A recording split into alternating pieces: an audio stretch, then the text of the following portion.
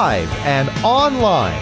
It's Sleepless with Steve and the Movie Book Club with your host, Steve Pulaski.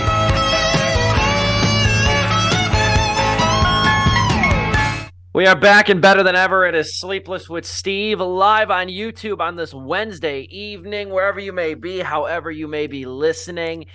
We are getting deep into 2023 right now, and by deep, I mean almost halfway through the first month of the year.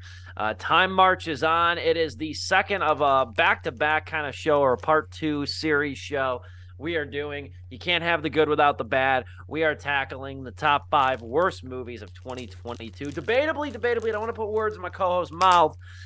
This might be my favorite show of the year. At least second. It's a toss-up. Depends on how I get out of bed on the day of, between this show and the best of 2022. It really just depends, but these are always fun shows to do.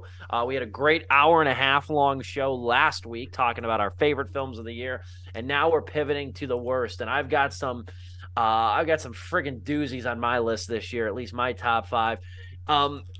I'll say this, and I'll just make this clear before I pass it over to you guys, just to, say your niceties. This year was a lot easier for me to make a worse list than last year. I was pretty disappointed last year because I think I had only 7 movies I gave 1.5 stars or less to. And then the remainder, I just had to pick through aggressively mediocre movies, 2-star reviews. And I didn't find any fun in that though, because when you use the term worst, you want to feel like you really saw some shit. You know what I mean? And I'm yeah, My Spy sucked, but I don't have malice towards it. You know what I mean? So this year I'm happy because I did. It's kind of weird to say you're happy about seeing more bad movies, but I'm really happy though that I got to put make what is a true worst list of movies I do not recommend, do not think anybody should see. And I think there's a record number. I'm trying to count here. 1, 2, 3, 4, 5 religious movies on this list. I think there's a record number 5 Christian movies on this list this year. So that's something. So you can see where my list is probably trending as we speak. Moreover, though, Dominic, how are you? How's your week been? I'm doing good. Hit a deer, but I'm good. That was my reaction too, Joe, when he said that in the green room. It's okay. It's honestly the luckiest hit I've ever had in my life. Not that I even get into accidents that often, of course, but the deer only took out. I really just bitch slapped a deer. I didn't even hit it full on because it only took out my mirror, my right passenger side mirror, and the tiniest of dents. Not even a paint scratch, just a dent. And it's I did a survey of the car as soon as it happened. I'm like, this can't be right. There has to be something wrong. It can't just be this. But no, it was just that, apparently, because the car's been running perfectly fine. That's a relief. I'm incredibly lucky. Honestly, I didn't even feel bad. I felt bad for the deer that I probably gave a concussion. And then after that, I was like, damn, I feel lucky as shit, because that can, one, kill you, but also completely total your car if you get unlucky enough. So yeah, I'm good, and I'm did I use up all my luck for 2023? God damn, I probably did. But yeah. That's a good time to have luck, though. I get so worried. It was probably a little bit worse in Peru, Illinois, when I lived out there. But even going to visit my girlfriend a few weeks ago, there are long stretches of lonely highways, lonely country highways. And, with thick wilderness too. And I'm always on high alert in those situations, especially streets where you got to use your brights, where you have to use your brights. There's no way around it at night. That's terrifying. So I'm glad you're all right, man. I wanted to use my brights. It's a part of the road. It's not even that isolated, but it's a part of the road that just doesn't have any street lights because it's between 2 fields. And it's it's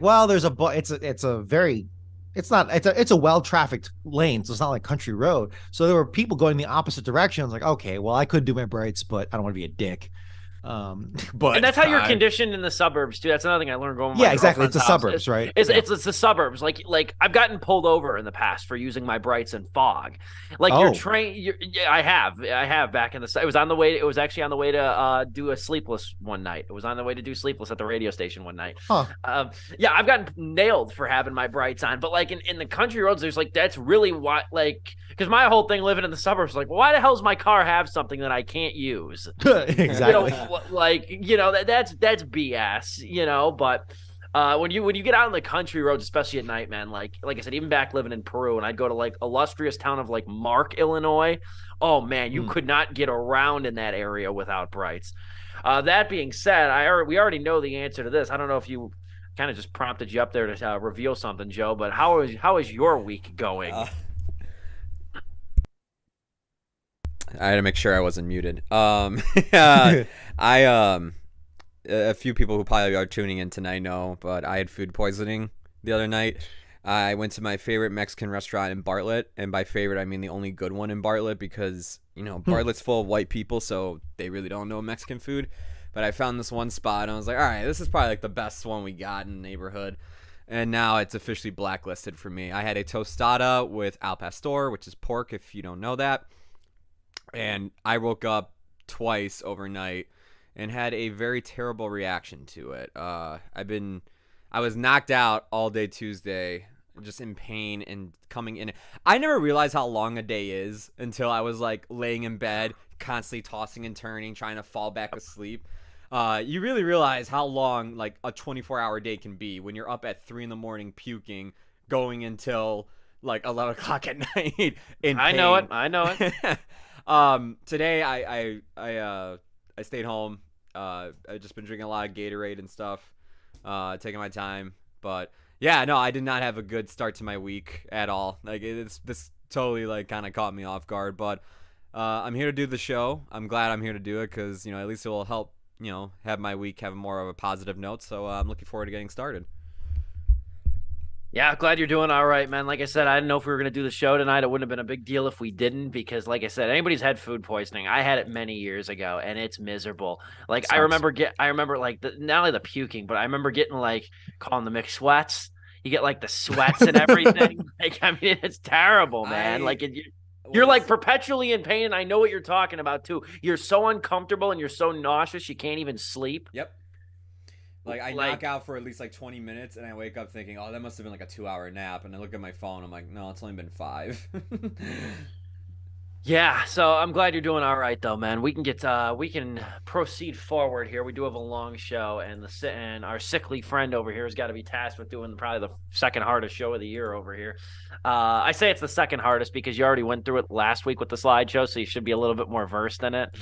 But we can go ahead and get started. The order will again be, what was the order last week? It was me, Joe, and then Dom. me, Joe, Dom. So that's how it will go for our top 5 worst films of 2022. With that being said, my number 5 film is, I guess I should ask, are you ready, Joe? You're good? All right, you're good. My number 5 film is The Mulligan, something nobody's ever heard of. This came out in March. It was actually shortly after I moved. It was one of the first movies alongside the Batman I saw out here in theaters. It was a Fathom event, a Christian faith-based Fathom event, which is already a really good sign. There's a couple of them on this list too. I'll say that much. The Mulligan, though, the most notable name in this movie is probably Pat Boone, the former singer, longtime actor who's 87 years old. He's probably the most famous name in here. But this movie, I said this is what I think, honestly, one of my favorite lines in any review I wrote this year. When you take 2 of the most boring things on earth, that's golf and that's obvious life lessons billed as revelations, it's not surprising you get a bad, boring movie in return. Full disclosure, and I think even people that like golf would lose their patience with this. Full disclosure, on like my bottom 5 things I hate the most in the world, golf is easily one of them. I hate watching golf. I hate the very thought of it. I hate the fact that there's so much land in this country devoted to it. I hate the arrogant, elitist game. I hate everything about golf. Every single thing. Like, even mini golf, I'm like, there's better ways to spend an afternoon. but I detest golf with a burning passion. And the Mulligan essentially is about this guy's played by Eric Close. He's in like his mid 40s and stuff, and he runs this very successful company, which is never really clearly specified what he does. But he's going to this golf That's a retreat cliche or with whatever. every face-based movie. Sorry, but No, it's true. It's absolutely true. These companies that like this guy's so super successful, and I don't know, he like catches butterflies for a living or some crap. And he works for this It's like a company. It's like house hunter jobs. And he works for this company, not to spoil it, but he works for this company at the very end when they're giving this presentation when he learns to appreciate life more is like, we want our people to take more PTO. And I'm like, yeah, said no CEO ever. I'm like, man, this is really, Jesus, the religious stuff was actually, I was starting to believe that before I believed this ending. But moreover, though, he runs this very successful company. So you know what he is. He's a workaholic father, has no time for his wife and kids. He goes to this charity golf outing, makes a total ass of himself. But the only saving grace is the fact that he meets Pat Boone's character, who's literally only known as the old pro throughout the whole movie. And like he thinks the guy, this Pat Boone character, is going to like improve his golf game. But instead, like the old pro's like, look at that sunset, Paul. Isn't it a beautiful sunset? Doesn't it make you want to love the one you're with and everything? So, like, the whole movie is essentially the old seasoned veteran teaching this guy about appreciating life, and the stuck up millionaire is over here thinking he's trying to get his golf game back. The whole idea of the mulligan is that, like in golf, if you screw up your stroke or your swing or I don't know, something pertinent to that lousy game, you take a mulligan, you go again or whatever. So this is Paul McAllister, played by Eric Close. This is like his mulligan on life. And at the risk of sounding like a really crappy, cheap shot newspaper columnist over here, this movie needed a mulligan. This thing is lousy. This thing is very pat.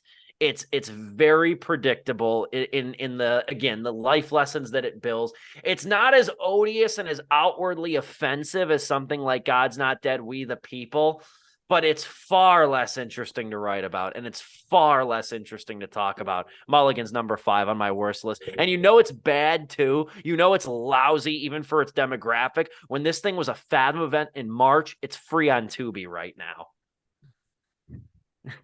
So that's how lousy the mulligan was.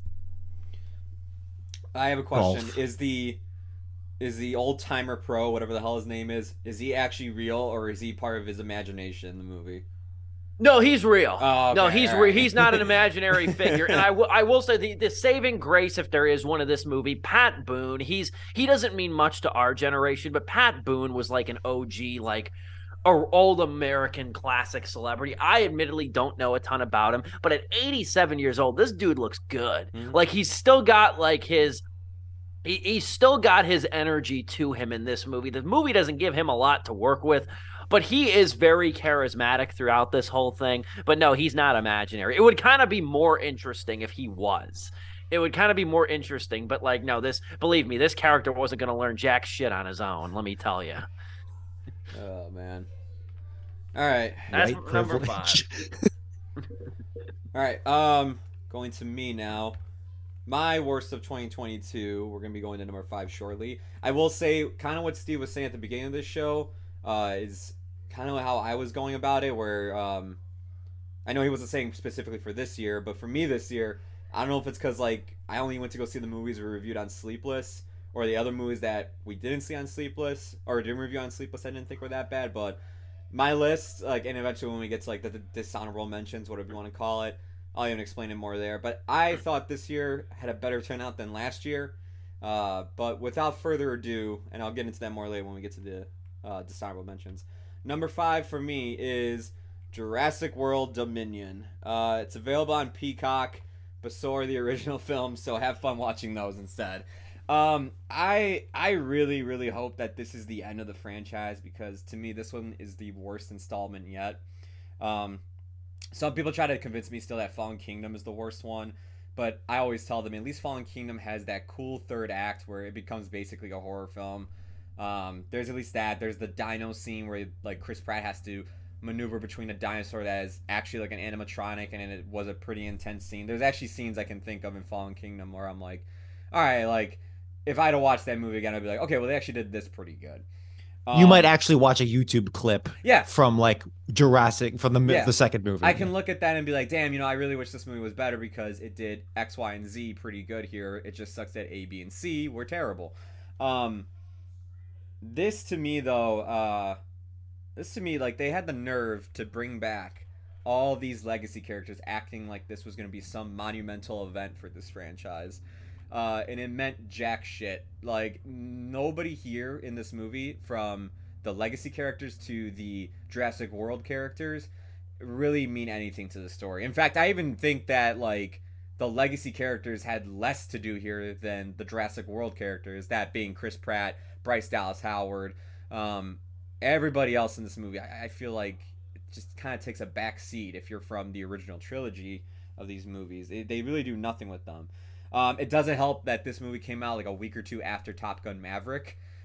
Which Yes. I just want to say, like, we talked about it last week. Dom went into specifics about like how this movie was written. This movie, as in Top Gun Maverick, how that was written to be like a great sequel and everything, and not try to hone in on what fans wanted to see. Everything Dom was saying last week about Top Gun Maverick, this movie did the opposite. Um, the worst thing about this movie to me though is with Fallen Kingdom we get this like cool cliffhanger at the end where dinos are now living amongst us in the world, and it's like, okay, I remember walking out of Fallen Kingdom going, well, that was pretty bad, but at least with this next one we got a cool premise to go with. Like dinos are literally living among us. They're going to be in our neighborhoods, in our drive-throughs, at the drive-in theater, all that stuff.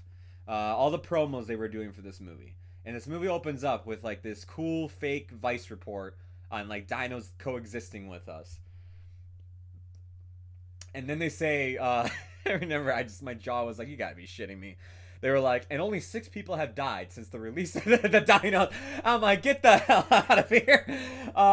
But the worst thing about it is, not only do they have this cool premise, it's like, okay, the dinos can live amongst us and everything. They don't do anything with the dinosaurs in this movie either. The main big villains of this movie are locusts, and not the Gears of War enemies. No, like super locusts, like things that eat your crops and everything. Super locusts that are engineered by some billionaire guy that wants to sell mulch at a I don't fucking know, man. Like the longer I talk about who the actual threat is of this movie, the more I realize how aimless this franchise is becoming, and how much of a downfall it's been since the original Jurassic Park. To me at this point, if you want to redeem this franchise for me, just have them hang out with the Fast and Furious people, because no one would bat an eye. I think everybody would be like, okay, whatever. They're hanging out with the Fast and Furious crew. These movies got already batshit insane. They might as well hang out with the other batshit insane Universal property and see what happens from there. That is the only way I would ever be interested in this franchise again, man. Because this put a sour taste in my mouth when it came to this franchise, and it sucks to say that because I love Jurassic Park. I like Jurassic Park 3, and I actually thought Jurassic World, that first one, I thought that one was actually fun, and was like, okay, there might be potential here for like sequels down the line to have like this fun return to this idea of dinosaurs and everything. Not to what the first movie was talking about, how like everything it brought up there that totally stands against what this movie is. But I just thought like, okay, like it might be fun, but at last we're 6 movies in, and I wish this thing stopped right fucking now. They travel in herds. They do travel in herds like a family. Like a family. It was a totally lame movie. I would not. You mentioned the locust, and I thought that was funny because it got me to thinking. And I think about this movie maybe once every 5 years for whatever reason. Always used to watch the CBS Sunday TV movies. These were a thing in like 2005. Yeah. They used to have them on Sunday nights. And I remember there was like a Rosie O'Donnell one, Riding the Bus with My Sister, which was based off a book. I remember watching that one. When you brought it up, though, it just popped into my mind again, the Lucy Lawless, who you might remember as Xena, warrior princess. There was a Lucy Lawless horror TV movie called Locusts in 2005. And I would go to say, granted, I haven't watched it since I was about 9 years old. I would go to say that I had more fun watching that than I did Jurassic World Dominion. That made my worst list. It didn't make my top 5, but it did make my worst list. What a lame movie to its very core. And I also think the only thing I'll add to what you said though is I said like it's gotten to the point now with Colin Trevorrow where like safety not guaranteed. That's 11 years ago. That was a really good movie. But ever since then, like I don't feel like his directorial style has changed into anything really remarkable. I think that he got plucked so quickly to be a blockbuster director that he's almost like the gun for hire blockbuster director. Like I This is don't like a Josh Trank situation. at least Josh Trank's only made like 3 movies. Trevorrow's made like 5 or 6 at this point. And one of Josh Trank's movies was an unmitigated goddamn disaster anyway. So like, I'm not willing to, lay him out to pasture yet. I'm just saying with Trevorrow, like, it doesn't feel like his style's matured into anything interesting. I didn't feel like Dominion even had like an interesting visual scheme or an interesting style to go along with itself either. Yeah, I also look at it as like as boring as like mundane as Rise of Skywalker was. I don't even want to imagine what that movie would have been if Trevorrow was still the director. Because all I know is like, man, if this is how he's ending the franchise that was kind of like his baby that he kind of like rebooted back up, I don't even want to know how the hell he would end Star Wars. All fair points. Dom, if you have nothing to add, we will go to your number 5. All right, my number 5 is really a tragic one. This one really makes me. This is the saddest one out of all of them. My number 5 is Amsterdam, directed by David O. Russell, and if you had to go pure like I'm sure these guys' list in terms of like genuine badness, if I really copied that formula, it probably wouldn't even be on this list because there are a lot of redeeming qualities. But this one hurts the most because it's really, really disappointing. The story it's kind of Romana Clef, where it's like not the actual names, not the actual people, but it's basically them in the story of real life historical figures. It's really sad what they did with this guy's story because Smedley Butler, two-time Medal of Honor recipient Smedley Butler, just had one of the greatest about faces in American history in terms of like his attitudes towards the establishment and everything going on there in terms of big business. And to see his story kind of dropped the ball on it in this very watered down, I don't want to say over the top, but kind of like the most basic approach you can have with it, as opposed to something deep and meaningful.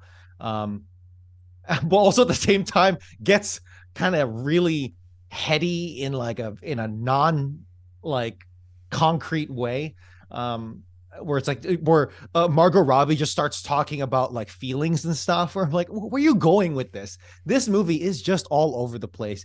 I really do wonder like what the writing room was like, and like was there a script here, or was there like a really good storyboard here, or was David O. Russell really just high off his own supply and just throwing darts at the wall, and that's what it came off to me. And it really shows. There are a lot of people who drive this movie into the dirt from what I read online. It's like, I genuinely like, this is the first movie I've ever walked out on. No, it's boring in a lot of spots, but it's not that bad. But it is really disappointing, which is really, really what hits me the most and why it enters my top 5. Because like, dude, for someone in this part of the timeline to be saying shit like I have in the 3rd slide. I don't know if you have it up, Joe. I got it up. But to see it is like, are you kidding me? A 2-time Medal of Honor recipient to be saying shit like I helped make hold on. It's the old times. I helped make Mexico and especially Tampico safe for American oil interests in 1914. I helped make Haiti and Cuba a decent place for the National City Bank boys to collect revenues in. I helped purify Nicaragua for the International Banking House of Brown Brothers in 1909 to 12. I brought light to the Dominican Republic for American sugar interests in 1916. During these years, I had, as the boys in the back room would say, a swell racket. I was rewarded with honors, medals, promotion. Looking back on it, I feel like I might have given Al Capone a few hints. The best he could do was to operate his racket in 3 city districts. We Marines operated on 3 continents. He won 2 medals of honor. And then he saw that and it was like, nah, dude, that's messed up. I'm gonna write a book, go on a speaking tour, and then this doesn't even involve the actual movie. The actual movie goes into how he is an anti-fascist Marine general. Like, where else will you find something on that level these days? Oh man.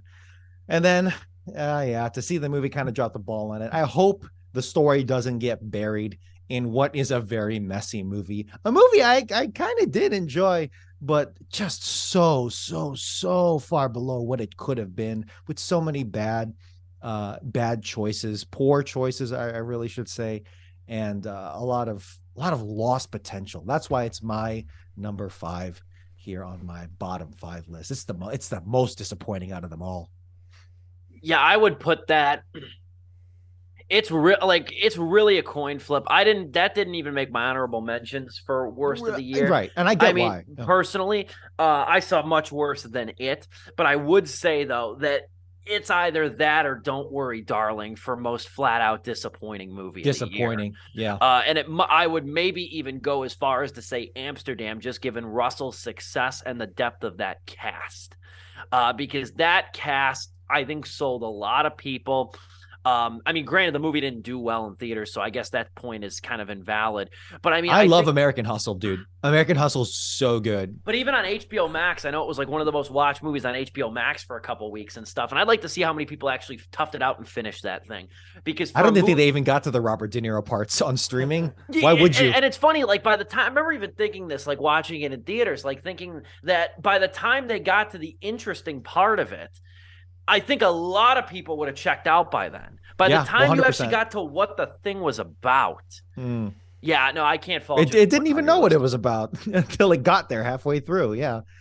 It sucks because, The only thing it's an astounding story. Awful movie. The only thing worse than a flat out awful movie is a disappointing one. 100%. That's honestly why it entered my top 5. We'll segue here with my number 4 pick of this one. And it was funny because the third movie in this franchise actually means a lot to this show, because the third movie of the franchise actually got us, I think it's our top 3 most viewed videos in Sleepless with Steve history over here. The review of Jeepers Creepers 3. That didn't make either the best or worst list, but you know what's making the worst list of 2022? My number 4 pick is Jeepers Creepers Reborn. And a lot of people, I think, probably don't know that this thing is out, or by now maybe they do, but when it came out, this thing had a super low-key release, and I want to say early October. I want to say it was like the week or two after Clerks 3 came out. This thing was a Fathom event again. Actually, a lot of Fathom events on this list, truthfully, now that I think about it. But this thing has the rare 0% on Rotten Tomatoes, actually. I was pretty surprised when I was making my list to find that out. This is the first movie in the series that's not directed by Victor Salva, which I guess eliminates the stink for a lot of viewers, as Salva is famously a convicted pedophile. They got, you know who they got to direct this? You're not going to know him by name, but you will probably remember this movie from about 11 years ago.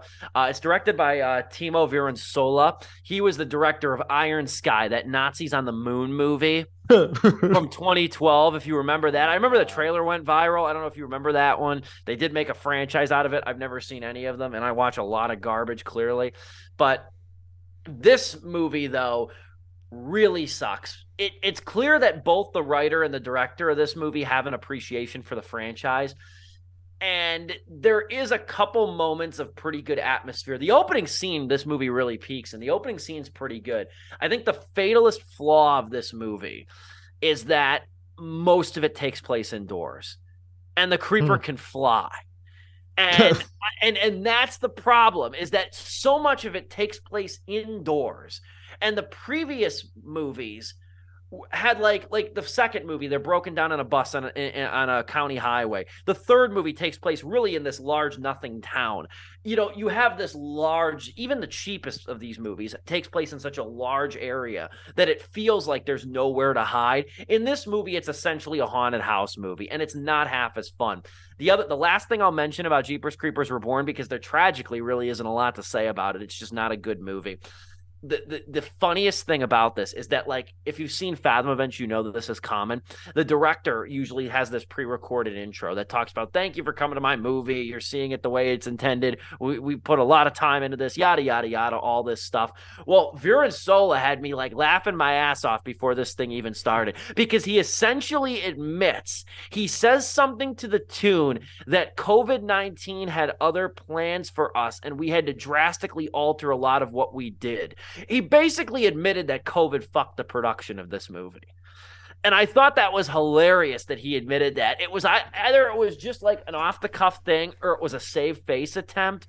I'm like, dude, you said the quiet part out loud. Like, this is what's playing before the opening credits. Like, at least try to get me excited about this. This isn't a rebirth. This is a miscarriage. Jeepers Creepers Reborn is number 4 on my list of worst films of the year. We probably got enough time for you, Joe, and then we'll take it to break. All right. I got nothing on to add to that because, yeah, like you said at the beginning, I didn't even know that movie came out. So I wasn't even aware there was a Jeepers Creepers 4. Sucked. Dom, do you have anything you want to add on? Nope, not really. Other than watching the other Jeepers Creepers sequels is not a great time. So, and there's some controversy there, so I'll leave it there. All right, my number 4 is a legend amongst people on the internet, and I really hated that I became something of that.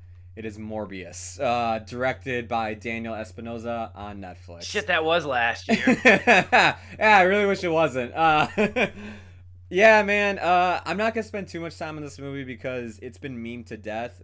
But, yeah, this movie is everything wrong with comic book properties that tons of people bring up from time to time, of a studio using them just to cash in and everything. Like last year we had The Batman and Wakanda Forever, where it shows what happens when enough care goes into these movies to make a really fun blockbuster using these properties.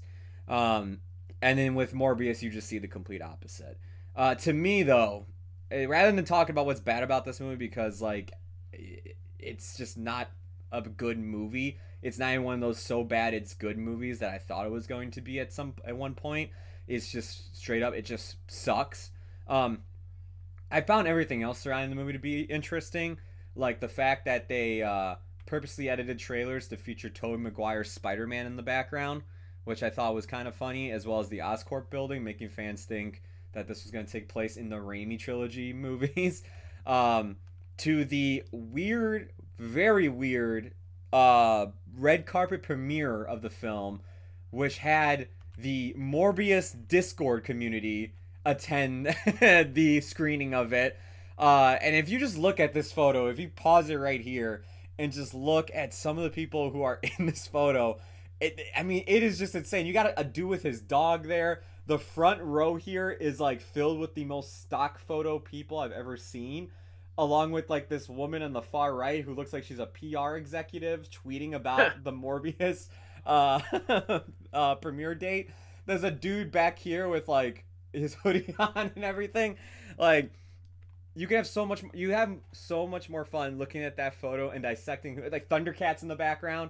You have so much more fun dissecting that photo than you will watching Morbius. The fact that Morbius was added into the Pride flag and people accidentally were sharing this meme version of the Pride flag, thinking that this was the Pride flag on Pride Month, and immediately taking it down, not realizing Morbius was on there. And then finally, probably my favorite thing to come out of this movie, again, not dealing with the movie at all, was the fake Instagram post from a fake Martin Scorsese account saying, "I was aghast to find out it was based on a comic book movie. This is the truest height of cinema, and it cannot be topped. A wise man admits when he's wrong, and I was wrong. I apologize to all comic book movies. Hashtag Morbius sweep." And my good man Tyrese Gibson resharing it, saying, wow, wow, wow, I can't believe this just happened. Cheers and hats off to you. And he adds the director. This is amazing. This is the kings of cinema, Martin Scorsese. Again, all the stuff I just mentioned is way more fun than actually watching the movie Morbius, and you'll get more entertainment and more value than actually watching that movie. Don't be fooled by how much it was memed that, oh, this might be a fun watch. No, it sucks. Skip it. Don't even bother clicking play on Netflix. You couldn't have foreseen the level of memes this thing would endure, but I did not watch it, and I've been wholeheartedly entertained by the memes. I have to love, because I went back on, when you were talking, I went back on Morbius's Wikipedia page just to like read about the depths of it. And I'm not going to go into it, the whole it's Morbin time thing. And then like I love like some of these fake articles that were like, it got a 203% on Rotten Tomatoes.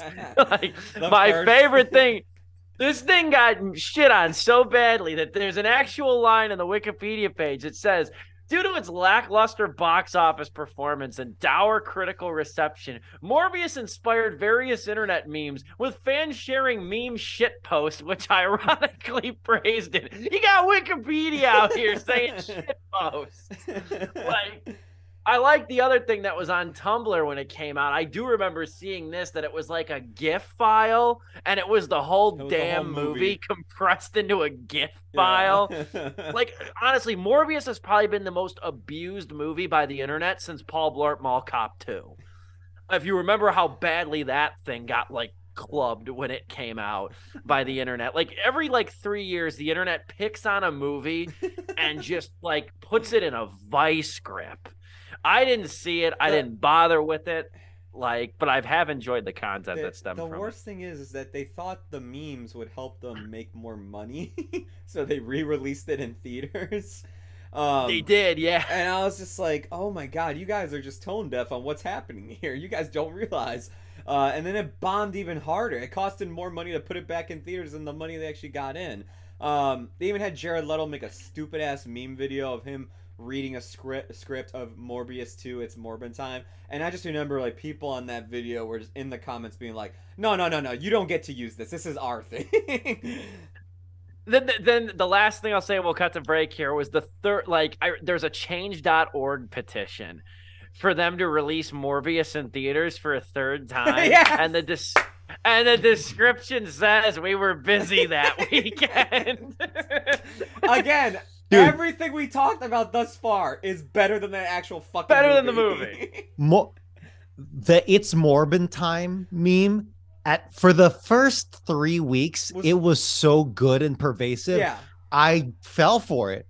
I was like, it's so ridiculous. It could be true. He might actually say it's Morbin Time in the movie.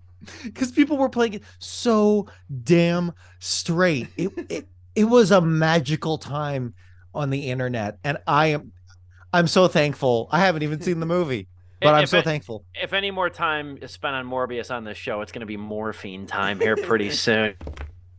We'll be back in about 60 to 90 seconds after a Zoom-sponsored intermission. Don't go anywhere. We got more bad movies to talk about on Sleepless with Steve.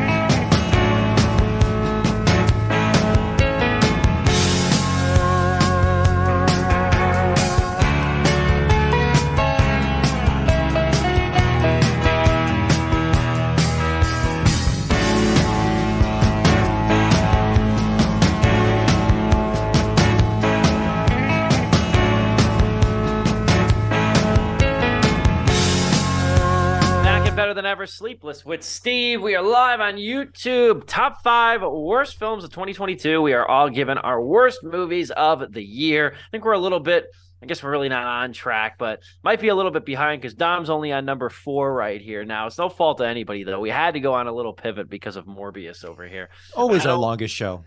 This is probably even longer than the best. This is probably over an hour and a half show, which I'm totally fine with though, because I enjoy recapping the worst of the worst in a given year. With that in mind, Dom, you got a number 4 film you want to share? Number 5 was sad and disappointing. Number 4, though, I have no qualms just being whatever on. It is Where the Crawdads Sing. Okay. Let me say this, because it's not really that bad, horrible of a movie. It just suffers the problem of being super cliche and boring and just hyping up something that I kind of already figured out about an hour ago. Um, Really, I will say, I will start this off by saying this was a good year for the movies on that level. And I'm not like Steve, where I binge Christian movies in an attempt to just feed off the life force that they're not giving off. But honestly, like of all the movies, it was much harder to make this. Actually, no, it was much easier to make this list than the best, because there weren't that many that were any of my worst. Yeah, there's really not much to say here, other than like, yeah, it's such a basic movie, buoyed only by the Taylor Swift song in the credits. The main actress is doing her darn best, I will admit. But this plot line honestly just feels like a late 90s movie or even early 2000s movie that should have been a TV special. I'm like, dude, it's like she's attractive, she's smart, she's cool. Like, what? Why does everyone hate her? This doesn't make sense. And also, Michael Strahan, who I very much adore as an actor, he's just doing his best, dotting old man.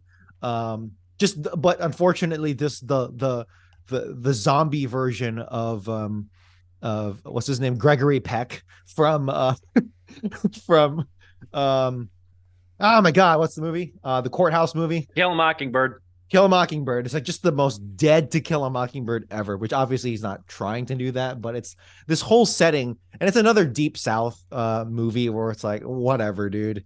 The aesthetic here lends itself probably the most to anything. Henceforth, why I'm doing the hillbilly elegy joke here. But it's just it's sad to see once again. But more so the fact that I'm done with this aesthetic of just depressing the depressing South, where everyone's just sad and everyone's just mean. I'm like, can we inject some life here? Can we go to New Orleans again? Like, come on. I don't know. But I don't know what else is there to say for Where the Crawdads Sing. Not a lot of singing going on. The singing here was not that great. I stood by what I said initially, that I would have rather listened to that great Taylor Swift song Carolina at the end of that movie for 2 hours than watch the thing.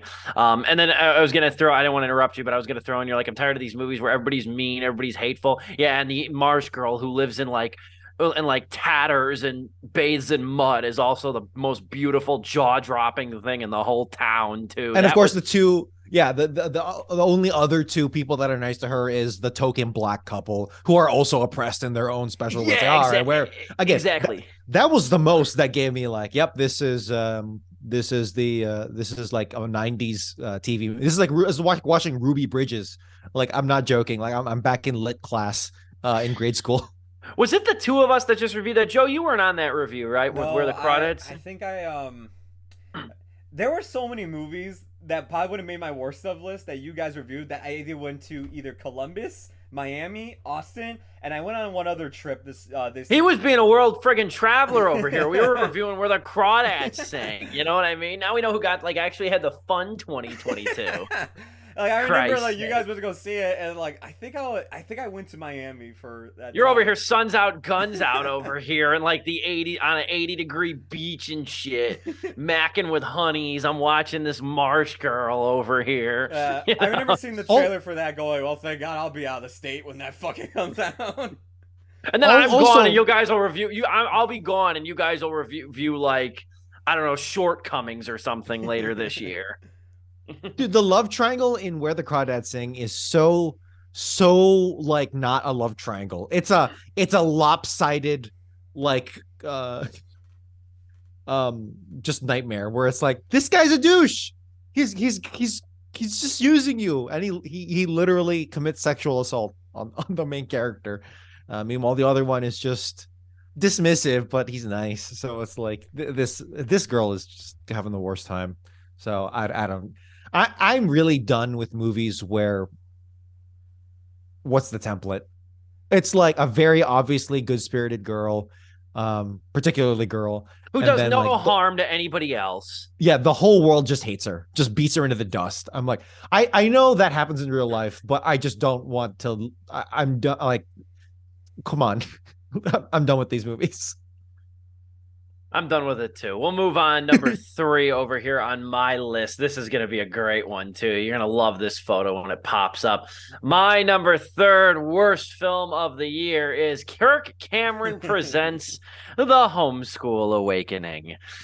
Another Fathom event, 3 Fathom events in a row. I saw this, and let me tell you, I had never been more blessed to be a public school child my entire life than when I saw this movie at 7:00 in theaters on a Tuesday evening. There's about maybe 10, 11 people outside of me in the theater, and most of them had their young kids with them. And I'm just like, Oh no. Mom, thank you for making me a public school kid. Thank you. Like, I joked in my review of this thing. I said, like, I'd like to meet the parents who, after the last 2 hellish years with lockdown restrictions and COVID, would dare embrace the idea of having their children spend more time at home too.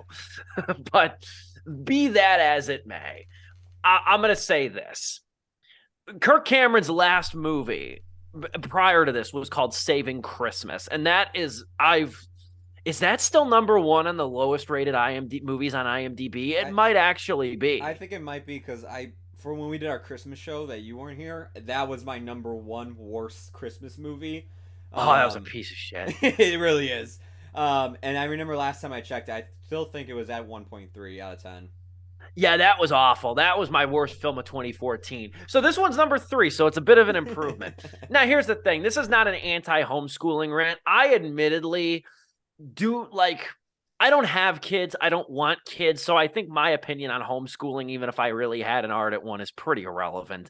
But you don't have to dig too deeply to realize that there are indeed benefits that come with homeschooling your child, because there are. It's not this crazy like Amish Mennonite idea that like of homeschooling children in this day and age. And it's not always a political thing either. It's also can be a creativity and a on-hands learning thing.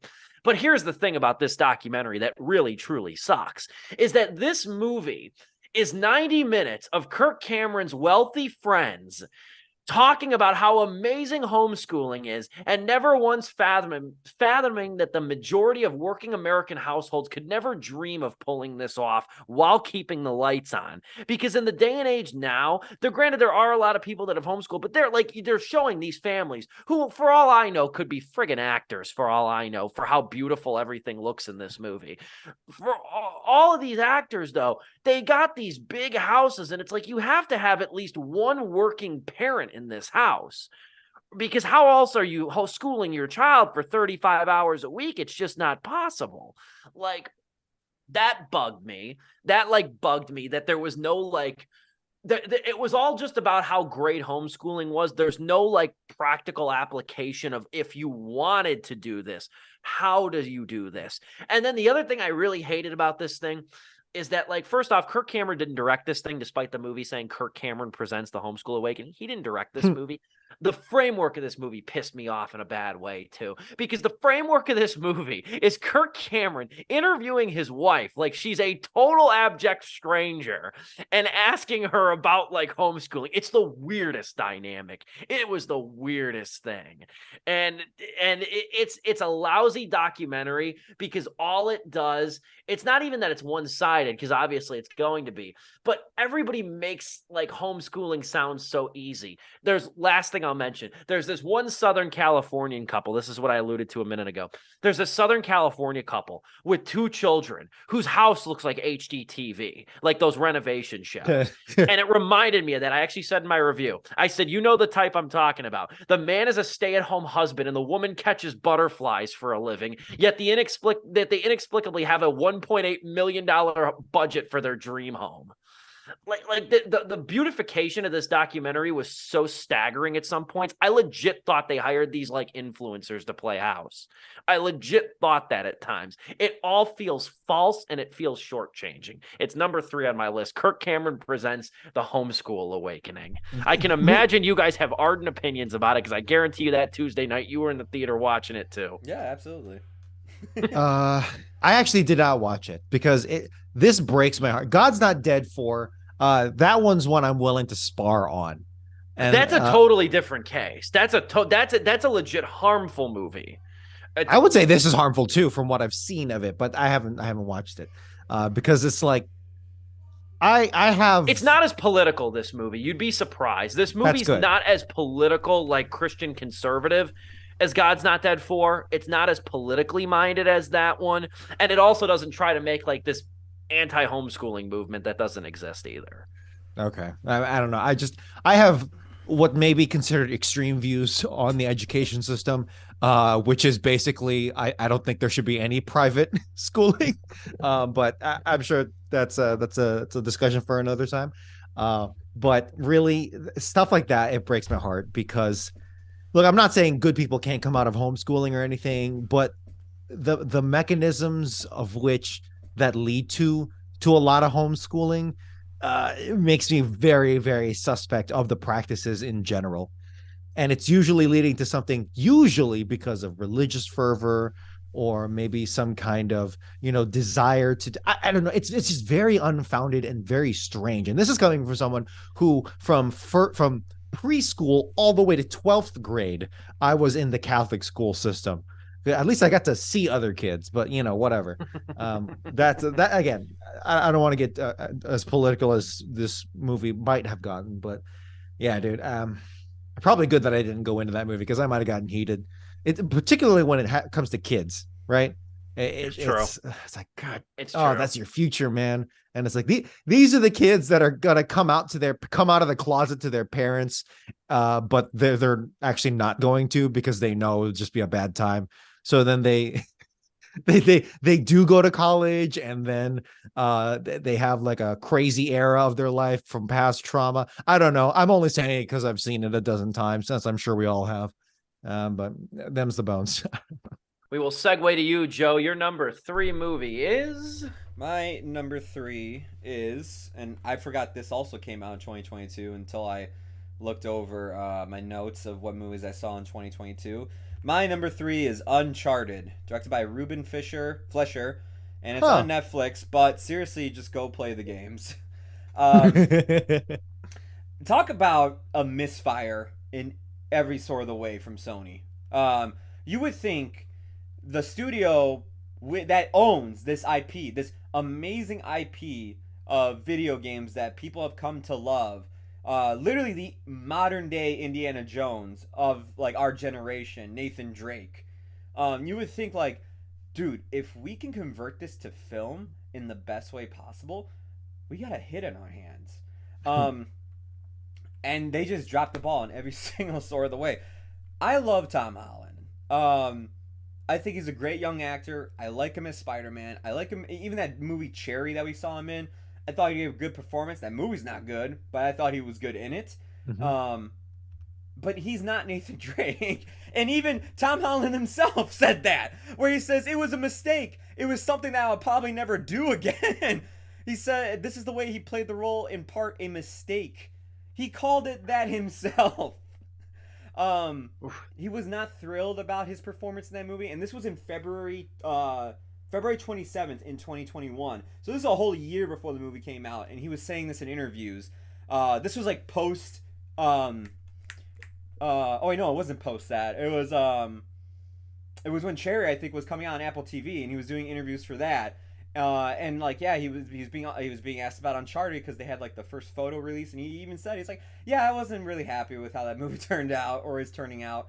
But the biggest one is Mark Wahlberg in this movie. Dude, I don't know, like, if my opinion on Mark Wahlberg has just shifted dramatically, but I literally think this dude is one of the worst actors out there right now.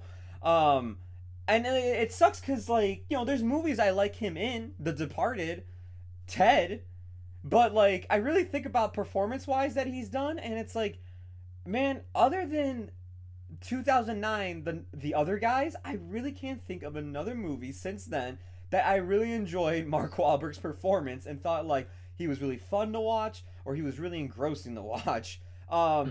Maybe The Gambler. I can't remember what year that came in, where he's a teacher. I think I like that movie. I have to go back and watch it. But it's just Yeah, it was 2014. Yeah. There we go.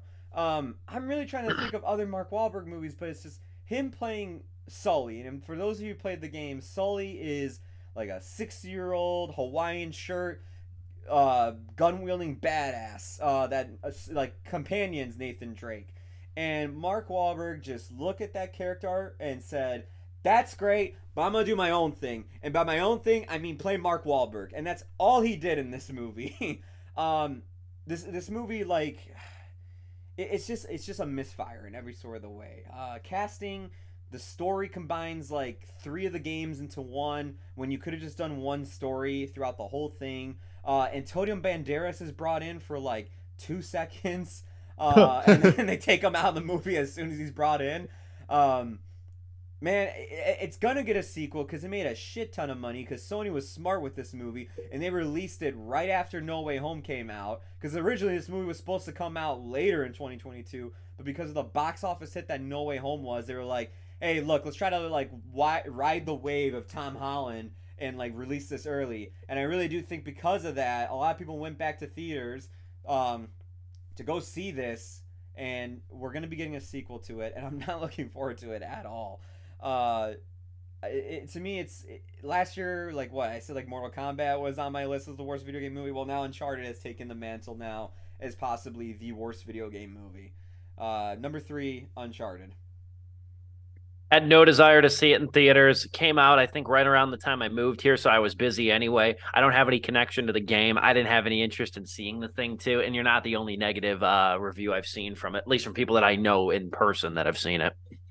If the Last of Us HBO miniseries wasn't being directed or at least created by the same guy who did Chernobyl and the Watchmen miniseries, I would be so ready to dismiss The Last of Us, because video game adaptions where it's 1-to-1, it's like, oh, just take these levels and put them in the game. It's like, no, you don't get it. Like, that's not how that works. Video games are their own, they really are their own independent medium. And it took a long time for video games to figure that out. But they really have now. And Uncharted is a great example of that. The video game series itself. It's a fantastic series if you like those kinds of cinematic-esque adventures. But to just water it down to a single movie, even if they cut it up, I mean, they are going to, copy the whole formula. It's like, it just doesn't work. It just really doesn't, because it's a completely different experience, and we're probably going to see the sequel come out in a couple of years. So the Super Mario movie is going to be interesting too, just the way that takes too, because like it's been so long since that misfire of a movie came out in '93. This one looks more faithful. It's at least animated, and granted, it comes from a classic age of video games too. But that really is going to be an interesting sort of barometer on how much they learned, and given how much time Nintendo took for them to give the rights to make that thing. That is the potential turning point or potential death knell for that genre. Forever, really could be, yeah. In my opinion, which is like, if they can't get this right with this many things going right for it, and so a lot of red flags. But personally, it's like, I cannot wait for us to review that, and I am very excited to see it. Yeah. But we are going to review that. If you didn't already know, we will review the Super Mario Bros. Movie. When does that come out? That comes out in April, I want to say. I'm down. Oh, dude, I'm so excited. Yeah. And apprehensive, and also excited. It is it's a movie I'm actually looking forward to, because I do think visually it looks amazing, and I can't wait to see what they're going to do with it. Hell, I would even say like the turnaround's been starting to happen, because just this previous year, Sonic the Hedgehog 2, actually a decent time. I had a fun time watching that movie. Uniformly solid movie. Yeah, I was really surprised, because I did not like that first one. I was like, I'm like, sure, yeah, this was a Sonic the Hedgehog movie.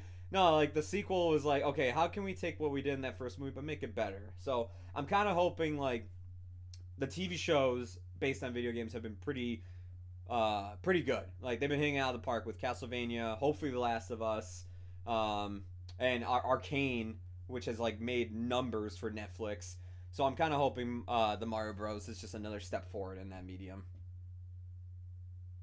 Dom, what is your number 3? My number 3 is a movie I completely forgot came out last year, Firestarter, directed by Keith Thomas. Holy Christ, This yeah, is that one. this is probably the most offensively boring movie out of all of them. Now, I do have some sympathies toward it. I'm not going to completely shit on this movie because I know a lot of critiques, especially in 2023, especially with YouTube, critiquing. I do have sympathies towards it. It had a budget of 12 million, so it has that indie spirit. So I do have my sympathies toward it, but it is just a very, very boring movie. 94 minutes too. Like if I feel that in 94 minutes, then something's really not hitting here. I don't even remember much. That's the thing. I just really don't remember much from it at all. It was a write-off week for me. I obviously did watch it, but like I just know that people are getting popped. Like this is the concept that is really interesting and has a really the actress the actual Firestarter is does Ryan pretty well Kiera in it. Armstrong. Yeah, exactly. It's like I can't. I could have knock made that. up that name and he would have agreed. Yeah, I did see it on Wikipedia as you said that, but it's like yeah, she's doing perfectly fine in it. Zac Efron, I forgot about that, but yeah, dude, it's just a boring by the numbers movie that has a bit of that indie spirit, but doesn't really have much beyond that. It's like this would be a great SCP fan film if it was like a 20th of the budget, but at the end of the day, it is in theaters, so I do have to judge it accordingly. It's just boring. It's a lousy movie. And I think the biggest tragedy about it is that like I watched the original Firestarter when that came out, or not when that came out, when the new one came out, when this remake came out, if you will. And after watching the first Firestarter, which is probably most known at this point in time for being Drew Barrymore's first movie, when I watched it, I thought to myself, I was like, this is one of those movies that could use a remake. This is one of those movies that could absolutely use a remake. It's not a terrible movie, but it's not a good movie either. And they fumbled the bag and then some with Firestarter too. It was just a bland movie. I remember it came out on Peacock that same weekend. It came out as one of those day and date movies too. And I remember being alone that Thursday night in theaters when that thing came out, and it was very sad Thursday night. Yeah, it's like the face that I props to the actress here who plays Firestarter in the new one. She makes more faces than Drew Barrymore did in the first one. Not to shit on child Drew Barrymore, but the faces that I have on screen are pretty much the faces that I was making the whole time. It's like I don't feel anything here. This is unfortunate. So we're getting down to our top 2 over here too. We are moving now. My number 2 worst film of 2022 is a movie called Block Party. Am I 0-4 now with movies you guys have heard of? I think so. I literally think like I'm like as you've been going through this list, I'm just like, shit, Steve really did see some bad movies, I guess, because I have never heard of these. Block Party? Block Party is my second worst film of the year. This was a BET Plus exclusive. Exclusive. And this is billed as the first Juneteenth family comedy. That's and this unfortunate. thing reveals itself to be false in the first 2 seconds of the movie. You want to know why? The poster of the movie says the first Juneteenth family comedy. The description on BET Plus, which I had to get a free trial for because nobody would send me a screener, that says it is the first Juneteenth family comedy. You press play on this thing on BET Plus. You know what comes up in the corner? Fucking TVMA. TVMA. And I'm sitting there like, They just said this was a family comedy. There's guns, there's drugs, there's cursing. Family comedy, my aching ass. This is not They that. accidentally forget it's like, oh wait, this isn't Tyler Perry's Black Party. This is just Black Party. Oh, it sucks. And like, here's the thing, false advertising aside, this thing really sucks because it's an affront to the respective holiday. You bill yourself as the first Juneteenth comedy in an era where Juneteenth is now recognized as a national holiday, and you got the vast majority of Americans, according to the New York Times, that don't know what the day signified. Like, you have at least some moral responsibility in making this thing at least accessible, or at least not a like, you know, I guess edutainment work. That's the word I was looking for. But like at least something that you can tangible. And all this is Z grade Tyler Perry comedy. That's what this is. Take it from somebody who's seen all but like 3 Tyler Perry movies too. This is awful. This is basically about them trying to put on this block party for Juneteenth. And it's like the annual summer sizzle block party, and they're trying to get money. And it's got every cliche character that you can fathom in this thing. It's the successful daughter who moved away from home and is coming back to her family. It's the screw up daughter. It's the cool grandmother. It is the stupid white guy. And one of the worst lines of dialogue I've ever heard in a movie this year. I wrote it down in the review. I wrote it down on a piece of paper, and then I remember writing the review because I had to get this right. This is the line. It's this character. His name is Buddy Frank, and he's a reverse mortgage lender. This is an actual line in this movie. He goes up to a bunch of locals of this predominantly African-American neighborhood and says, I'm just a simple white boy trying to be neighborly, especially so close to Juneteenth. Can I get a witness? Is it played for laughs? That sounds like it's played for laughs. It sucks. It sucks is what it's played for. It sucks. It's played for shits. It's a terrible movie. It's 90 minutes of wrongheadedness through and through. Faison Love is the only redeeming character in this movie because he's the most spirited. Faison Love, if you probably know him if you looked him up.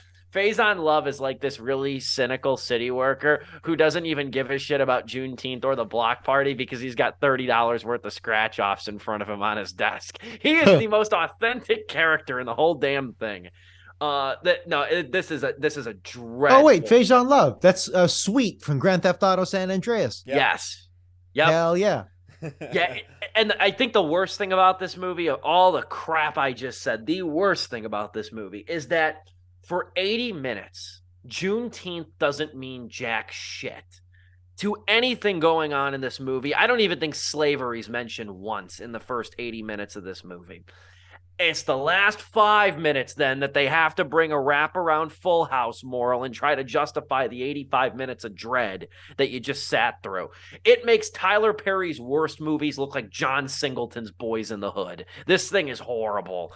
This thing is horrible. It was close to being my number 1 worst of the year. Block Party on BET Plus. Just hearing you talk about this movie makes me go, that probably would have been my number 1. For it to be like, oh, we're priding ourselves on being the Juneteenth movie, and to make something of a product that you're describing, it's like, holy shit, dude, what a misfire. Oh, Juneteenth. If this thing was released in theaters, and I think it was like Fathom event kind of thing, but this thing had garnered no attention. Nobody paid attention to it whatsoever. I don't think anybody has BET Plus to begin with. This thing flopped right out of the gate. If this thing had a hair more prominence, it would have caused more of a stir than it did. This is peak commodification of the revolution. Like, bro, like this is so bad that there's bad and then there's cringe. Just pure cringe. Just the thought of, I haven't even seen it, but just like I felt icky with you telling me everything about this movie.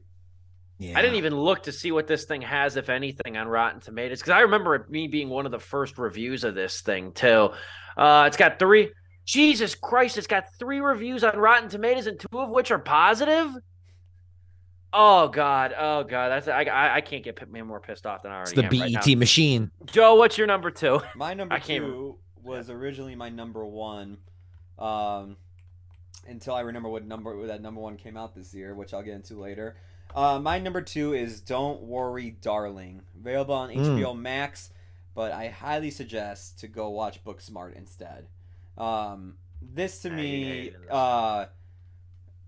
when Steve mentioned that this was like like like most looking forward to movies, highly anticipated, and this was that movie for me. I thought aesthetically it looked cool.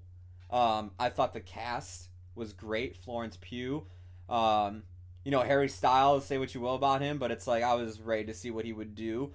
Chris Pine, Gemma Chan, Nick Kroll. I was like, all right, Olivia Wilde herself. While she's directing, she's also in the movie. I was like, damn, this movie looks like it's gonna be really good. And it's not until you actually watch the movie and you're about 90 minutes into it and you realize they don't have shit up their sleeve with this movie. Um, this movie is a bad ripoff of Black Mirror. If you watch Black Mirror, any episode, you will have a better time than Don't Worry, Darling. Um, and you're probably wondering, how does this relate to Black Mirror? I don't want to spoil it, but like what the twist is at the end of this movie, it's just kind of like, all right, like you kind of just threw this at me in the last 10 minutes, but I'm guessing you're not gonna really go into deep. It sucks because when this twist is revealed, it was like, holy shit, this is actually like a good twist. I actually want to see where you guys are gonna play around with this. This could actually, you can actually do something cool here. And the movie goes credits, and it's just like, oh, okay, all right, we're not gonna do anything with it, and you're actually gonna leave me with more questions than answers. Throughout this whole movie, there are these occurrences that are happening throughout the day that Florence Pugh sees, like a plane crash. There are earthquakes. There are all these weird things that are happening within her life, and you're wondering why. What is the significance of this? What do the earthquakes mean? Well, why do the men drive out to the desert and all this stuff to go to their job? Uh, and is any of that answered? No. It just kind of goes, this is a twist, and the movie's over. Did you like what you saw? And no, I didn't. This to me, it was just a misfire. I've been saying that word a ton tonight. That's been my word of the day, I guess. But just like Morbius, I had way more fun, and so will you, looking at all the memes that this movie had at its premiere at the Venice Film Festival with Harry Styles spitting possibly on Chris Pine, and just the amount of crime scene detective work that was happening on Twitter that night to prove that Harry Styles didn't actually spit on Chris Pine. I had way more fun with that with what was happening at the Venice Film Festival than I did actually with the movie itself. It sucks that it turned out the way it did. I was really hoping for what I was seeing in the trailers, which was gonna be hopefully a good thriller. But as some people have been calling it, it is the Get Out for white women, and I can't say it better than that. Oh, I like calling it White Mirror. White, that's a good one. I like calling it White Mirror. Yeah, like no, it didn't make my worst list. It's funny, I've had several friends that have watched it ever since it comes on HBO Max, which happens a lot. Like I feel like as we see these movies in theaters early, we're like the early ones, and then it comes on streaming, and then I'm like getting bombarded by like people. What'd you think of this? It's kind of been split, honestly. I've had like a number of people tell me they did not like it at all, and I've had a number of people, including my best friend, say it was very good. I've had the same actually. People have told me like, "Why did you hate this movie?" And I'm just like, and I give them my reasons, and they're like, "Yeah, but Florence Pugh was so good in it." And I'm like, "Sure." I'm like, "But." It's not irredeemable, but the whole package is just it's as empty as the whole thing is as empty as the first part of the movie wants to make you feel. Yeah. And like, as if, Well it's said. got more. No, it doesn't. This is so vapid, like the whole thing. That is so well said. That the movie is about as empty as it makes you feel in the opening like 20 minutes of it. Wants to make you feel, yeah, it's like, this is how we want to start off. No, it's a freaking, what? You pull the rug out under me and I'm still standing. Like, And I still think there's like this eternal problem with these cult movies like Stepford Wives and everything, where just by the very nature of their premise, it's so hard to get really wrapped up in them, because it's like, it's like cross between that and the M. Night problem, where it's like everybody is the same, like happy, question nothing, conformist, like square. And then you have the M. Night symptom of like waiting for the rug to be pulled out from under you. Mm-hmm. And you just keep waiting. And the whole time you're guessing and you're guessing. And you spend so much time with your wheels spinning about it that almost inevitably after an hour and a half, you're disappointed by what is actually revealed. Yeah. And how heavy this movie was marketed too. How heavy this thing was marketed. And then an insufferable drama that plagued this thing for like 6 weeks before this came out. It was like a bad high school reunion. It was like a bad prom, this thing, when this thing finally dropped. It reminds me of why like I've loved Jordan Peele's movies up to this point, because throughout those movies, yeah, there's like a twist that's probably coming along the way, but there's great characters and there's reveals happening along the way to keep you intrigued and guessing on what it could be by the end of the movie. And it's just Don't Worry Darling doesn't have that. The characters are not that interesting, but not only that, it's not really like, okay, can you guess what it is? It's like, no, because you're not giving me a crumb to really use anything with. Like, you just keep showing me weird imagery, but I'm just like, I can't base anything on that. Just because you show me ballerinas with like white like painted faces to look like demons or whatever, it's just like, I can't make anything of that. What is this supposed to mean? Why is the wall moving closer to Florence Pugh? It's just, oh god. Because she feels trapped. You're reading too much into it. You're reading too much into it. You think it's more clever than that. She just feels trapped. Like it's the same shtick for like 2 hours. Yeah. Where it's just white woman feels trapped in a man's world. That's it. That's the whole movie. She wraps her head in saran wrap and then like, oh, that's cool, you know. And I think great imagery for a trailer. I don't think the masses really cared about this, but I think for like us, like real movie nerds and stuff, I think what also really undermined this thing, and I'll be quick, we'll go into another break here. What I also think really undermined this movie too is the fact that like that voicemail conversation video, whatever it was, between Olivia Wilde and Shia LaBeouf, was it leaked? And like she was saying how like she wanted him in the movie, but like Florence Pugh had a problem with it or whatever. And it's like, that didn't help either, because that's like, okay, you're like commodifying feminism with this movie.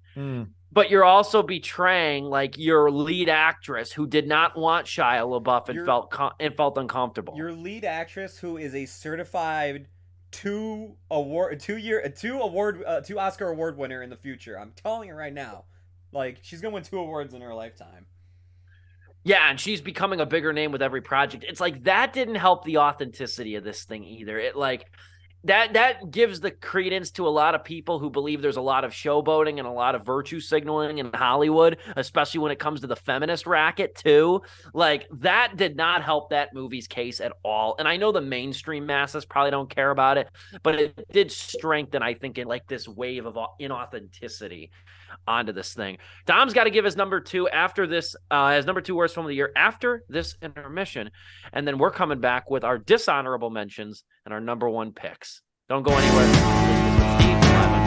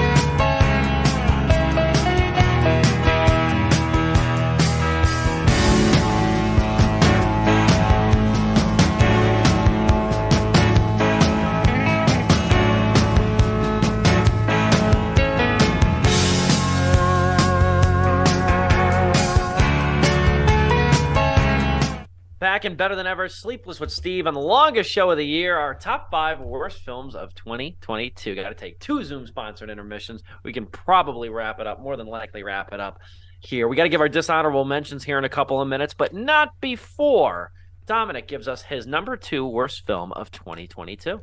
My number 2 is Rob Zombie's The Munsters. Now, Wow. there are first of all, go watch Wednesday. Very, very much better time, same aesthetic, much better aesthetic too. But yeah, The Munsters, like I've said with the other movies you talked about, it's not completely irredeemable. We talked about it in the review, but the set design, technical people, set designers, lighting, makeup, awesome job. The actors, great job. Honestly, with what they were given, I thought the Herman Munster guy was actually all three main characters did about as good as you could physically possibly do. But goddamn, Rob Zombie, what a time! It was just so sufficiently boring and aimless, as I'm sure a lot of 60s and 50s television was at the time. But like, you don't have to be that authentic, my guy. Like, come on, this is so meandering to get to the main part. This is essentially a prequel.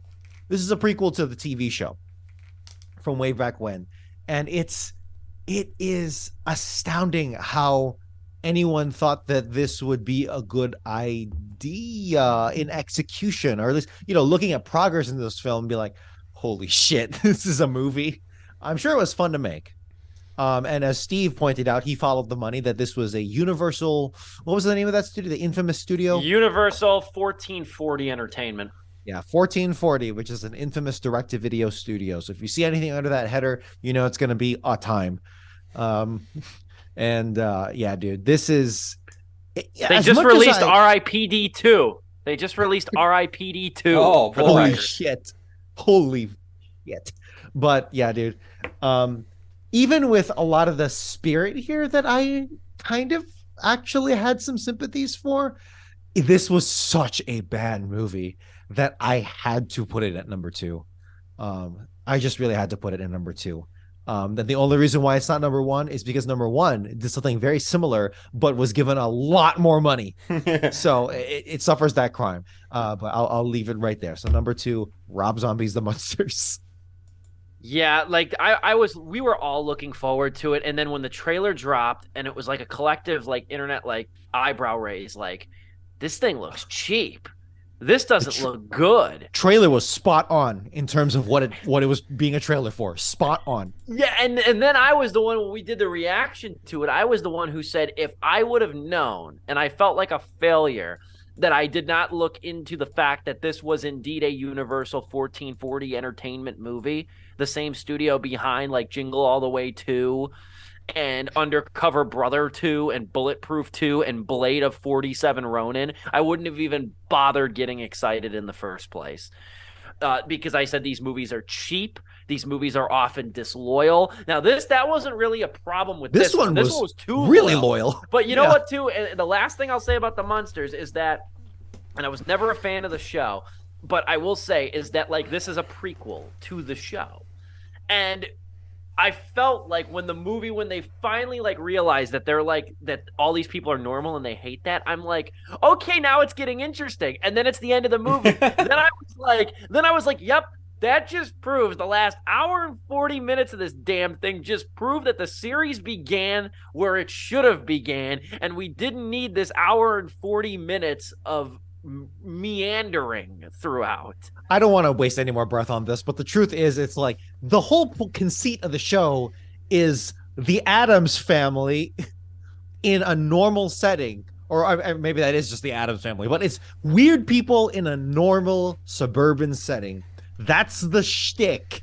And instead, they put the weird people in a normal for them setting, which makes it wholly uninteresting and just cringe.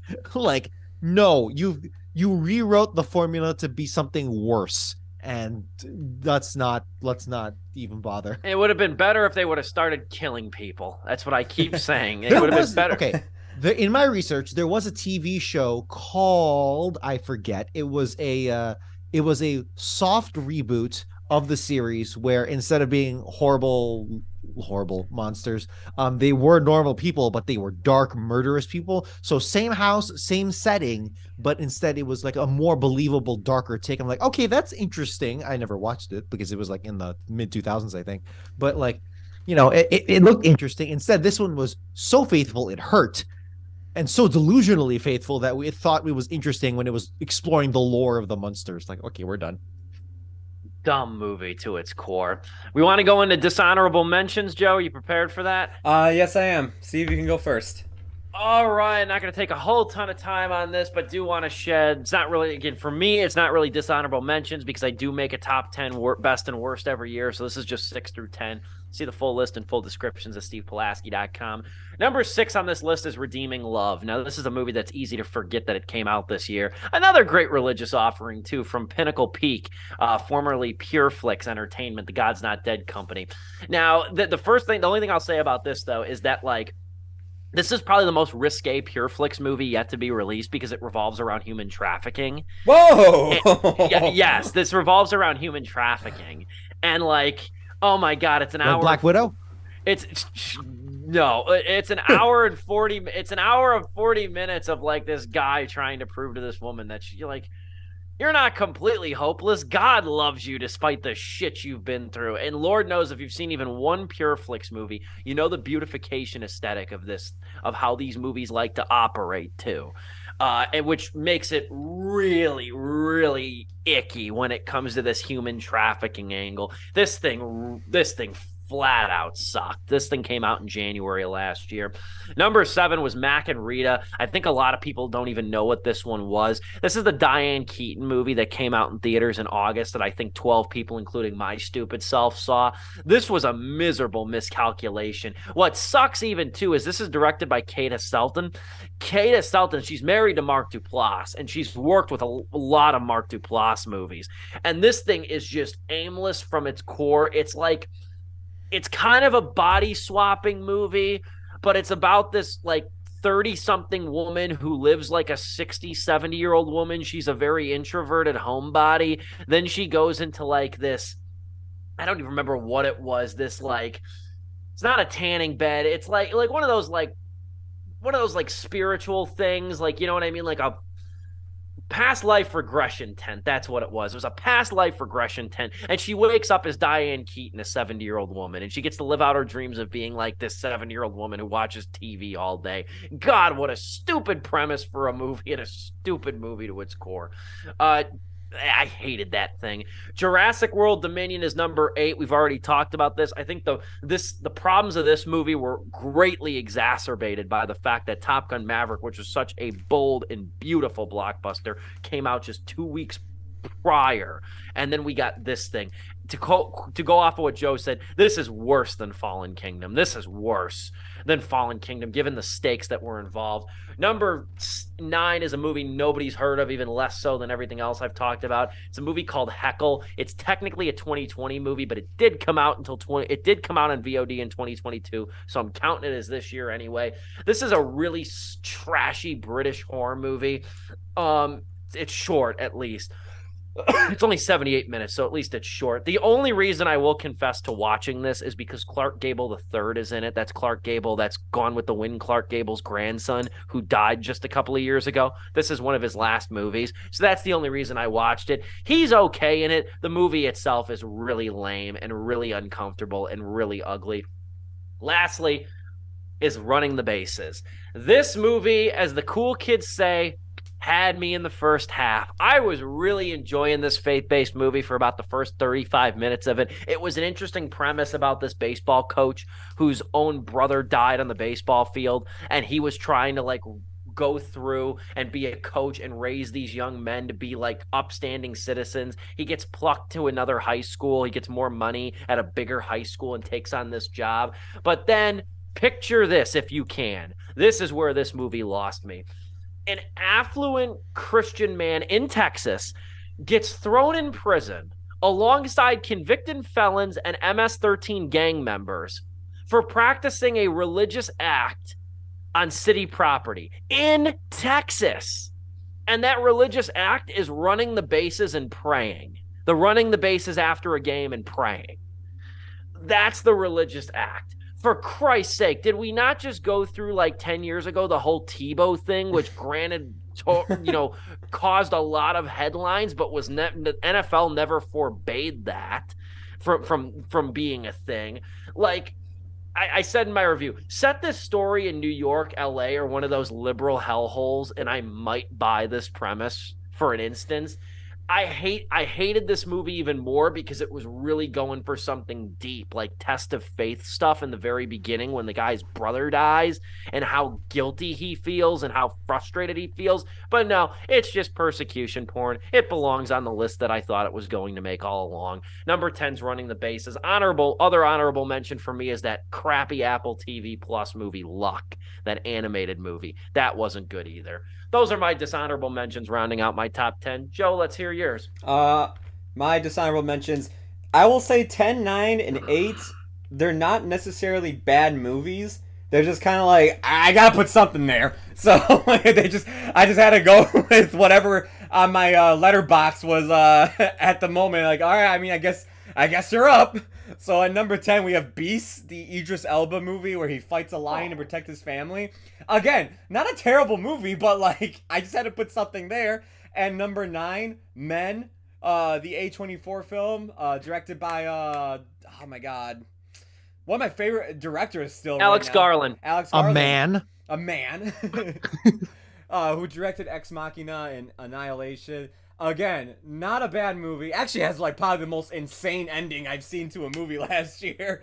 Hell, that last 10 minutes is actually a sight to see. Maybe check out the last 10 minutes of this movie, if anything. But I just remember being kind of just bored watching the movie and kind of feeling like it didn't really amount to much. Number 8 is The Bubble, directed by Judd Apatow. I'm glad. I'm hoping this is the end of these COVID movies of like, this movie takes place during COVID where we had to acknowledge COVID stuff. And it's just like, all right, look, I fucking went through this shit. I don't need to be part of it again in these movies, okay?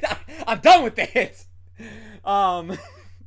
Number 7's Texas Chainsaw Massacre. Steve, I know you like this one. I'm sorry that's on my list. That side. I've liked like 4. I've liked like 3 of these so far. Oh no! Keep going. And then number 6, I'm sure you like this one too because we reviewed it. You guys were shocked at the low rating I gave it. But number 6 is Strange World. Well, yeah, I mean, there you go. That's my dishonorable mentions. I won't get into details why. But there they are. Dom, how about you?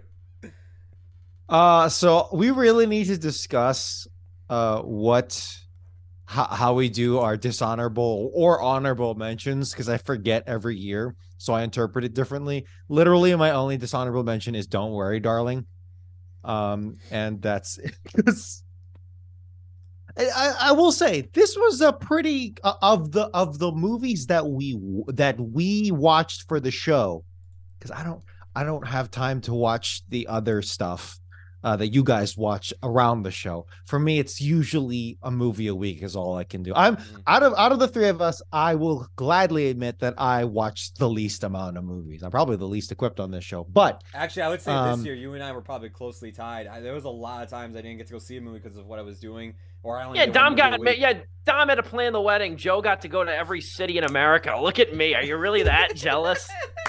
Got a girlfriend. Really? Indeed. But, shout out to her. But yeah, dude, it really is just "Don't Worry, Darling." If Amsterdam didn't make me as disappointed and sad about, just that subject matter in terms of like what they could have done with it, really disappointed, this would be my number 5 easily.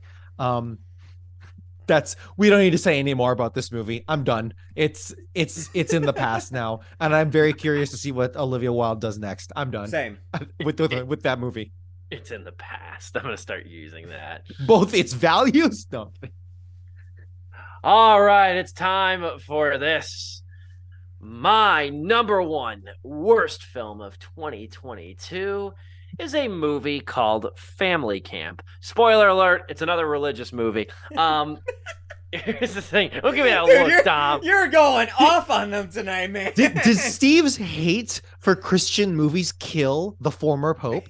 Like, seriously, you went hard this year, my dude. They sucked. What's it my fault? Steve was like, They you know who suck. hasn't been on here in a while? Can we get a Fake-face meme? movies. Can we get a meme of Jesus carrying the cross? You know, like the where he's dragging it through the mud, and like on the meme, it's over Jesus is Christian movies, and then Steve is like the Roman guy whipping him. It's like Steve Pulaski. That's the meme. I want one of Steve putting another nail on Jesus saying, all right, now you stay up here this time. Oh, God. Oh, my God. For the record, my wife is studying to be a Christian minister, so will you please? I'm the least religious person that watches The Passion of the Christ almost every year around Easter time, for God's sake. Like man, oh, man. Like, there's some of these movies I swear I like. The thing with Family Camp, this movie made headlines, though, for an interesting reason.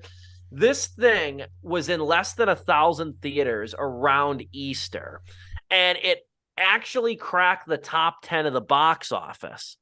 I think the first 2 weekends it did. So that was cool. That was actually a really interesting, remarkable feat until you thought for a minute that, like, oh shit, that means we might get a sequel to this. This thing is the responsibility. I'm not even saying the product. This is the responsibility of these two dudes, Tommy Woodard and Eddie James. They're known as the Skit Guys. They're a Christian comedy duo that have been around for many years, and they dedicate they're dedicated to using like comedy and drama in performances to attract a wider audience to teachings of the church. If they were actually funny, that would be a noble thing. That would be a very noble thing. These guys are not funny. We all remember those movies of like putting a famous actor in the middle of the woods and watching him lose his shit, bushwhacked with Daniel Stern. Are we there? Are we there yet? It's a road movie, not a wood movie. But Daddy Daycare is another one. Daddy Day Camp's another one. Those were already generic family movies. Imagine how much worse they would be if they were A, filled with Christian rhetoric, and B, uttered by the worst characters you could write. These characters are some of the worst people in any movie this year. The worst of them all has to be probably the most loathsome character of the year, one of them at least, is Eddie James, one half of the Skit Guys. He plays a character named Eddie. That's another thing, too. These Skit Guys just use their regular names for the roles of this movie. The whole thing is like a haves and have-nots. There's like the workaholic pastor who takes his family to family camp and can't even set up a tent. But then there's the Joneses, the good Christian Joneses keeping up with the Joneses over here, where dad does everything, and he's like this unbelievable guy in the woods and everything, and his family loves, and they tell knock-knock jokes together. The movie is 111 ungodly minutes of these two dads trying to see who can annoy and disappoint their families more by acting their shoe size as opposed to their age. This is a really stupid movie. There's not a single laugh in this thing. There's not a single laugh. And another horrid thing is, again, this movie is almost 2 hours long. It's about, minus the credits, like an hour and 42 minutes. But the last 10 is like a reel of bloopers and outtakes, which is always a horrible sign in movies. There's nothing like a bad movie that won't end. There's nothing like a bad movie that just keeps going. Unless you're Rush Hour, don't bother. It's dance numbers, it's bloopers, it's outtakes, it's everything you can think of in this thing. And the only thing, this is how I ended my review and how I'll end my discussion of Family Camp. The only thing that would have been more sinister than how they ended this thing is if the Skit Guys employed John Waters' idea for a movie experience. Have it be free to get in, but make the audience pay to get out. And let me tell you, boys, I would have paid fucking double for Family Camp. This was the worst movie of the year. I probably could have said Block Party because I think that was more outwardly offensive for how it did Juneteenth. But man, I remember sitting with like the most pissed off look on my face this whole time watching this thing. This thing was loathsome. Number one worst film of the year, Family Camp. God help my soul. I always think of my buddy, my best friend. He always said, God's Not Dead 5 is going to be a movie about a hateful atheist film critic. He's like, that's what God's Not Dead 5 is going to be. And I will probably deserved it. Let's hear your number one. See if it's as Christy as mine, Joe. My number one, it's not. My Thankfully. number one, like I said, it probably would have been Don't Worry, Darling. And when I was rounding up all the movies I saw in 2022, and I was like, all right, all the movies I like this side of the room, and all the movies I didn't like this side of the room. And I was like taking them out one by one. I saw one walk by, and I grabbed it, and I went, hold on a second. I'm like, you came out this year? And they're like, yeah. And I'm like, you're right, you did come out this year. I completely forgot about you because you were that boring and not that memorable at all. And to me, as much as I've said like these movies are bad, they're bad and they will be remembered to me as being a bad movie.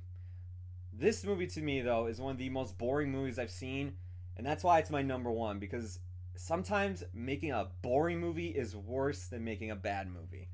My number one is also Firestarter. Wow. Okay. Okay.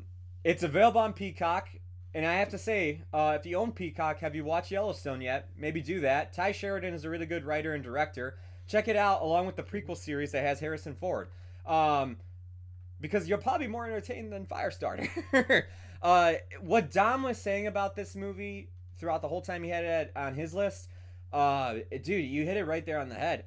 This movie's just boring. I just remember sitting there and I'm like, I'm not feeling anything. Like, I'm not like disgusted at how bad this is. I'm not like entertained in any sort of way.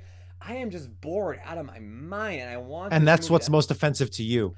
Yeah. At the end of the day, when the movie wrapped up and the credits rolled, I was like, dude, like, I don't know if I'm gonna remember this movie when I go to bed at night, like, and I wake up the next day.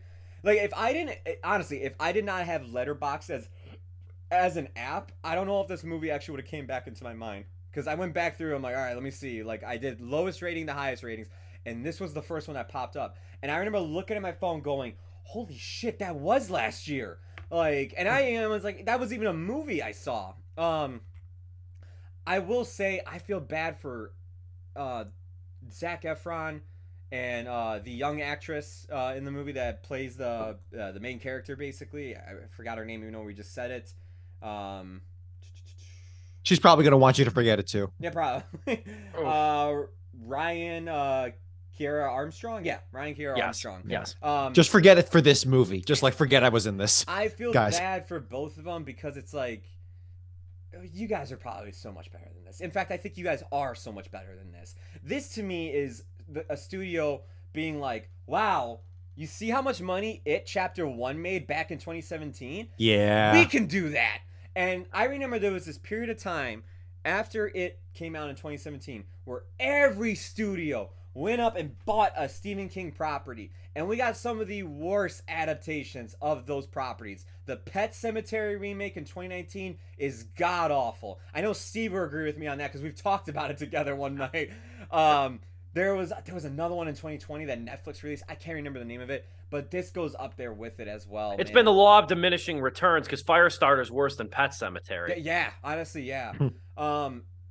It sucks because I really thought like It 2017 was like, oh hey, like I think we're figuring out how to do Stephen King adaptations, and then the rest of the movies came out. I'm like, all right, never mind. It really sucks. I mean, you even get to a climax where it just felt like they just wanted to get this movie over with. This climax was like rushed. It felt cheap. It felt like they didn't want to do anything with it after that point. There's just so much about this movie. I just kind of looked at it. I'm just like, you know what, man? You tried. I won't remember you until I make my worst of list. And here you are now, I guess. This movie is just... This movie is just I don't know what else to say. It's just not memorable. It is my pick for the worst of the year. And I hope everybody involved in this movie, director, writer, cast, and crew, I hope you all go on to do something more memorable and value of your time in the future. 100%. And it's like, it's one of those things where it's like, okay, you're doing some indie special effects involving fire. I hope that, this movie at least has that going for it. Joe, real quick, can you enable screen sharing just for a quick second? Absolutely. Hold on. But I will say, transitioning to me now is the last person here. Number two was The Munsters, and I said that this movie is so bad, and it would have been my number one, except for the fact that number one did the same thing, but with way more money. Joe, if you can't do screen share, that's perfectly fine. Yeah, I'm trying to figure out how to do it. I unfortunately don't know how to. Don't worry about it. Okay. Let's just do my number one here, which is Jurassic World Dominion. I had a feeling. Now, let me be clear. I said this during the big review that we did. This movie and the whole trilogy of this era of Jurassic World has made gangbusters. By the way, I did enable screen share. I figured it out. Thank you. This Jurassic World is a financial mega success. It has made so much money for these studios that they will probably continue making many more sequels after the fact. But it cannot be stated just how much they've gotten away with this artistically. Like, cue the Jesse Pinkman, they can't keep getting away with this meme, but they will. They absolutely will. This was the worst time I had in the theater or out of the theater. This is the worst time I had consuming anything artistic last year, I believe. I really like it the is caption of just don't watch this. Dude, it is the worst. It is the worst. It is the perfect snapshot of what movies are these days. You go to if you go to any YouTube video essay on the state of film or movies or any interview discussion or whatever, and when you wade through all the racism and misogyny, when you put that out of the way finally, at the heart of all of those complaints is this movie, personified tenfold by this movie. And it was kickstarted by the Star Wars new trilogy, but this one takes the cake. I would have a much better time watching the new Star Wars movies, the sequel trilogy, than the Jurassic World movies. This is offensively bad, and it tries to score points in every direction and fails miserably on all accounts. It tries to get the minority token characters, which is like, we can see through that right away. It tries to be like anti-corporation, which is the spirit of the original novel, but it's like, you can't even do this in an interesting way, where it's like, bro, we want to see dinosaurs. It's like, maybe this corporation should have been given more money so that we got dinosaurs to enjoy. It's like, no. It's like, again, the waste, as Joe said earlier, the wasted potential of what we got from Jurassic Park: The Lost World with Jeff Goldblum and Julianne Moore. Do you remember Julianne Moore was in that movie? Which is like, we got to see a Tyrannosaurus Rex fuck up like a city for a second and just eat a dude trying to flee into a blockbuster. And like, no, we got none of that. Instead, it was just a very lame cookie cutter, corporations bad, which they are, but like not in an interesting way at all, involving locusts. And it's like, this is so in the movie where you have revived dinosaurs, and I believed it. This is the most unbelievable factor of it all, which is that you're telling me you got nothing else to do here. Like in terms of when I think it was Italy, where they like they ride through Italy on motorbikes again. Yeah. It's always motorbikes with this trilogy of movies. And the dude got eaten up by that dinosaur. It's like, I want more of that, please. Can I just like, we rail on turning our brains off, bro. I wish I could turn my brain off here, but I am too engaged. This movie simultaneously put me to sleep and also made me furious. This is everything wrong with the industry today, and I cannot wait for Jurassic World 4, 5, 6, 7, and 8. Like, they got this shit lined up better than the Avatar sequels, bro. This is astounding. Boring, and how it's just so cookie cutter and doing nothing, and with its legacy characters, and then also just getting everything wrong on such a massive budget that it is. Oh, how heated I am right now is a tenth of what I was in the theater, silently to myself. Just a burning anger of this movie. It's very cliche for internet people to be angry at movies, and I join in that critique of critiquers. But bruh, this is well deserved. What a fitting ending. And now we can seg into 2023 bright-eyed and bushy-tailed over here when it comes to a new roster of movies and then start work on our new best and worst films of 2023. So these were two very long shows, probably almost 4 hours in length if you combine them. But a lot of fun talking movies with you guys, and it kind of brings the whole year in perspective, does it not? Oh, 100%. Let me just share one image. He's going right. Oh my god. He made it. Wow.